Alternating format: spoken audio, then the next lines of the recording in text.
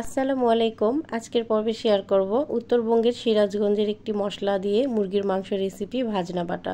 তো রেসিপিটা করার জন্য আমি এখানে কড়াই তেল দিয়েছি, দুই তিনটা শুকনা মরিচের ফোড়ন দিয়েছি, আর কিছু গরম মশলা দিয়েছি গোটা। একটু ভেজে নিয়ে তারপর এখানে পেঁয়াজ দিয়ে দিয়েছি, আধা কাপের মতো পেঁয়াজ দিয়েছি। পেঁয়াজগুলো একটু হালকা ভেজে নিব। তো আমি এখানে গোটা গরম মশলার মধ্যে দিয়েছি গোলমরিচ, তারপরে দিয়েছি এখানে ছোটো এলাচ আর দারচিনি। তো পেঁয়াজ একটু ভাজা হয়ে গেলে এখানে দিয়ে দিলাম আদা বাটা 1 চামচ টেবিল চামচ আর রসুন বাটা 1 টেবিল চামচ দিয়ে একটু ভেজে নিলাম আদা রসুন। তারপর এখানে মশলা দিয়ে দিচ্ছি, জিরা গুঁড়া দিয়েছি, হলুদ গুঁড়া দিয়েছি, মরিচের গুঁড়া দিয়েছি।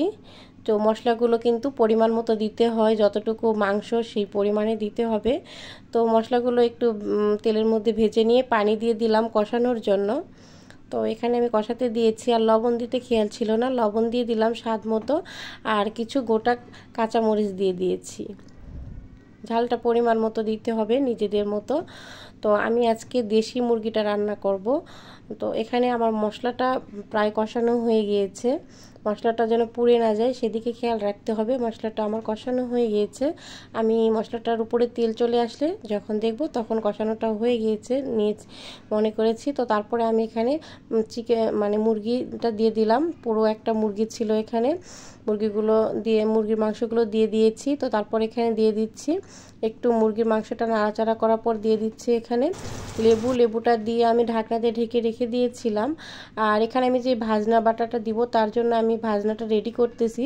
একটা পেঁয়াজ আর জিরা দিয়েছি, আর 3-4টা ছোটো এলাচ দিয়েছি, একটু ভেজে এটা ঠান্ডা করতে দেব আর কি, ভাজনাটা তরকারিতে দেওয়ার জন্য, মুরগির মাংসতে দেওয়ার জন্য। তো মাংসটা আমি ভালোভাবে কষিয়ে নিচ্ছি, একদম সুন্দর করে কষিয়ে নিতে হবে।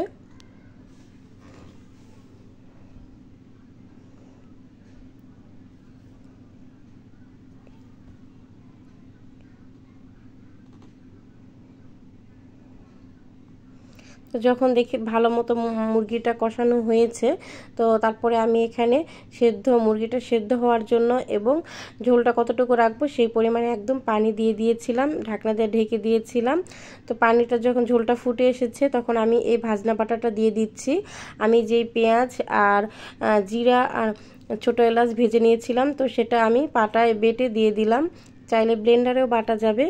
তো তারপরে আমি ঢাকনা দিয়ে ঢেকে এখন রান্না হওয়া পর্যন্ত অপেক্ষা করব। এটা দেওয়ার পরে এর ফ্লেভারটা এত ভালো আসবে এবং টেস্টটাও অনেক বেশি ভালো আসে।